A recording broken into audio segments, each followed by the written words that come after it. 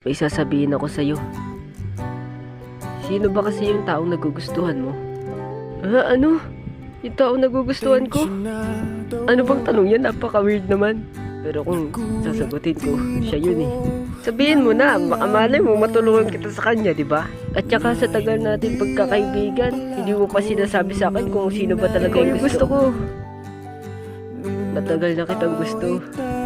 Hindi ko lang sinasabi sa'yo kasi baka layuan mo ko. Ganun ba? Sige, mauna na ako. Kita na lang tayo. At simula nung araw na yun, hindi niya na ako kinausap.